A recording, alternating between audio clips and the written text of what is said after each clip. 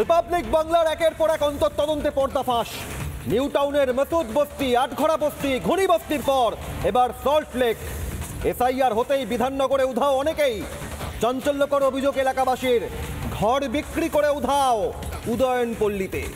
একের পর এক ঘরে তালা মারা, একাধিক অনুপ্রবেশকারীর বাস বিধাননগরের উদয়নপল্লীতে। আর উদয়নপল্লীতে এবার উধাও অনুপ্রবেশকারীরা। সল্টলেকের উদয়নপল্লীর একাধিক বাড়িতে এনুমারেশন ফর্ম, অনেকের কাছে নেই কোনো বৈধ নথি, ফর্মই যায়নি সেখানে। এবং একই সঙ্গে বাংলাদেশ থেকে এসে বিধাননগরে 28 নম্বর ওয়ার্ড উদয়নপল্লীতে বসবাস অনুপ্রবেশকারীদের রিপাবলিক বাংলাকে জানাচ্ছেন এলাকারই বাসিন্দারা। দেখুন কি বলছেন।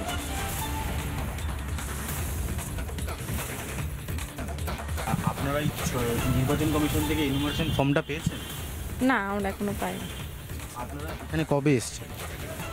হ্যাঁ, 12 বছর ম্যাক্সিমাম হয়ে গেছে। আর আগে কোথায় থাকতেন? আগে বলতে আমার হাজব্যান্ডের জন্ম এখানে, আমার বাবার বাড়ি সুন্দরবন, দক্ষিণ 24 পরগনা। হ্যাঁ। আর আপনার বাবা? আমার বাবা ওখানেই থাকতো, ওখানেই জন্ম। ভোট কোথায় দেন? ভোট আমি বাবার বাড়িতে দিই। কোথায় সেটা? সুন্দরবন, দক্ষিণ 24 পরগনা। এই ঘরগুলো ফাঁকা, এরা কারা?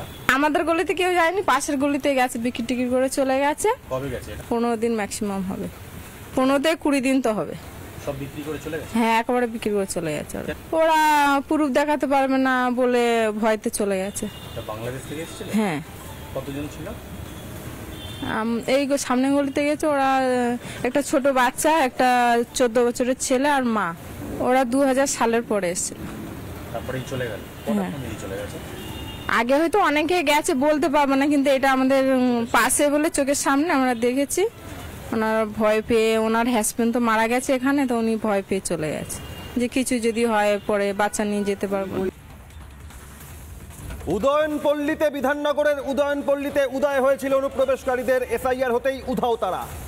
উদয়নপল্লীতে অনেকের কাছে নেই কোনো বৈধ নথি। বাংলাদেশ থেকে এসে বিধাননগরে বসবাস অনুপ্রবেশকারীদের, বিধাননগরের 28 নম্বর ওয়ার্ড উদয়নপল্লীতে তাদের উদয় হয়েছিল অনুপ্রবেশকারীদের। এসআইআর চালু হতেই উধাও তারা। বাংলাদেশিদের বাস বিধাননগরের উদয়নপল্লীতে। অন্যান্য আরও বাসিন্দা বক্তব্য শুনুন, দেখুন।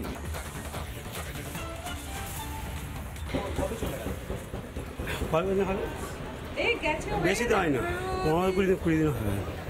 কোথা থেকে এসেছিল? বাংলাদেশি বাড়ি। এখানে কিনেছিল জায়গা? হ্যাঁ, ওরা অনেকদিন দিয়ে ছিল এখানে। তারপর 15 দিন চলে গেল? হ্যাঁ, তা তো বলতে হবে, বলছে আমার মারা গেছে। কেউ দেখার মতো। হ্যাঁ, ওই যেসব কাগজপত্র যেসব ভয়ে চলে গেছে। কটা লোক আছে তোমাদের এখানে? লোক আছে এখানে। কজন গেছে? ওরা গেছে 4 জন। 4 জন গেছে। ঘরে একটাই ফাঁকা হয়েছে। আচ্ছা,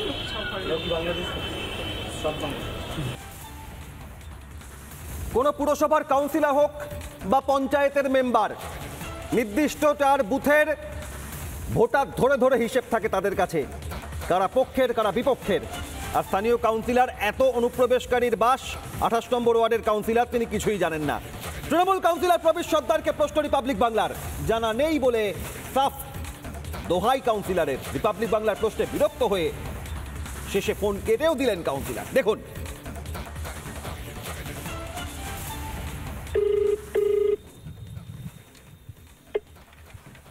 হ্যালো, প্রবীর দা, অনুপম কথা বলছিলাম, রিপোর্টার। হ্যাঁ বলো। কিন্তু আপনার ওয়ার্ডে আমরা গিয়েছিলাম আজকে, উদয়নপল্লী। এটা আপনার তো? হ্যাঁ। ওইখানে গিয়েছিলাম, ওখানে অনেকেই বলছেন যে তারা এখনো এসআইআর ফর্ম পায়নি। তারপর ওখানে একটা ফর্ম তো দেবে বিএলও। না, ওখানে একটা দুটো বাড়িতে না বাংলাদেশি তারা থাকতেন, বাংলাদেশ থেকে এসছে, তারা বাড়ি বিক্রি করে চলে গেছে। এসআইআর এর ফর্মের ডকুমেন্ট দিতে পারবেন এই ভয়ে। হ্যাঁ, এইসব নিয়ে একটুখানি জিজ্ঞেস করতাম। তারা বাড়ি বিক্রি করে চলে গেছে। কে বাড়ি বিক্রি করে যাচ্ছে এটা আমার জানা নেই। বিভিন্ন জায়গার মানুষ তো বসবাস করছে, সেটা তো আমি জানি। আপনার এলাকায় বাংলাদেশি রয়েছে। আমরা 2-1টা ঘরে গেছিলাম, সেখানে তালা মারা রয়েছে। স্থানীয়রাই বলছে যে এরা বাংলাদেশ থেকে এসে এখানে অনেকদিন ধরে রয়েছে। ওনাদের কাছ থেকে জিজ্ঞাসা করুন না। উনি তো বলছেন, তারা বলেছে। তারা সেটাই বলুন যে স্থানীয় মানুষ বলছে। আবার কি? না, তবু আপনি যেহেতু জনপ্রতিনিধি না, আপনি জনপ্রতিনিধি, আপনি আপনার ওয়ার্ড, হ্যাঁ, ওখানে বাংলাদেশিরা এতদিন ধরে ঢুকে রইলো, আপনি জানতে পারলেন না? সেটাই আর কি। আপনি যান উদয়নপল্লীতে। না যাই না। কেন? নিয়মিত যান না ওখানে?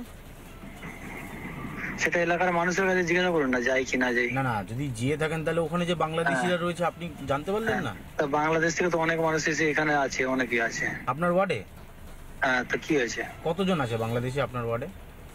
আপনি দেখুন না, ওখানে গেছিলেন, খুঁজে বের করুন। আমরা কারা খুঁজে কারা বের আছে, আপনি তো করেছি, বললেন। খুঁজে বের করেছি ঠিক আছে। বাংলাদেশি। না আপনার ওয়ার্ডে বিভিন্ন জায়গার মানুষ আছে, কে কোথা থেকে এসছে আমরা কি করে সেই সবগুলোকে আমরা জেনে বসে থাকি যে কে কোথা থেকে এসছে? আচ্ছা, মানে আপনার কাছে কোনো তথ্য ছিল না যে এরা বাংলাদেশ থেকে এসেছে? আমি কাউন্সিলর হয়েছি, আমার ক বছর হয়েছে, তা আমার আশা থেকে কি নতুন বসবাস করছে? আমার দেখা এরা বসবাস করছে।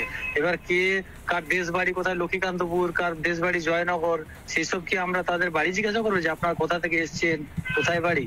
নাকি নতুন করে ঘর বেঁধে বস্তি হয়েছে? বলুন এটা, যে নতুন করে বস্তি হয়েছে, তাই না বলবেন যে নতুন করে আপনার আশা কাউন্সিলর হওয়ার পর এই বস্তিগুলো হয়ে গেছে? তার মানে এগুলো ওগুলো তো ছিল। আপনার কাউন্সিলর হওয়ার আগে এসেছে? ওই মানুষগুলো তো ছিল ওখানে, আমার দেখা তো বসবাস করছিল। ও আচ্ছা আচ্ছা আচ্ছা, মানে এটা আপনার কাছে কোনো ইনফরমেশন ছিল না যে ওখানে বাংলাদেশিরা রয়েছে বা কিছু? না না না। এটা একটুখানি বলে দিন কোথায় আছেন, কোথায়?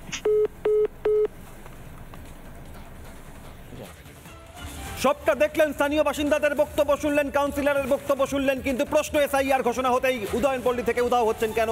কেন বাড়ি বিক্রি করে চলে যাচ্ছেন? কেন বাড়িতে তালা মারা? প্রশ্ন উঠছে। রিপাবলিক বাংলার একের পর এক অন্তর্তদন্তে পর্দা ফাঁস হচ্ছে। নিউ টাউনের মাসুদ বস্তি, আটঘরা বস্তি, ঘনি বস্তির পর এবার বিধাননগরের 28 নম্বর ওয়ার্ড উদয়নপল্লী।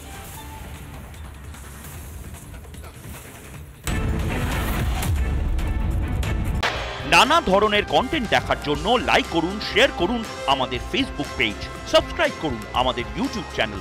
পাশাপাশি অন্যান্য ব্রেকিং নিউজের জন্য অবশ্যই চোখ রাখুন রিপাবলিক বাংলায়।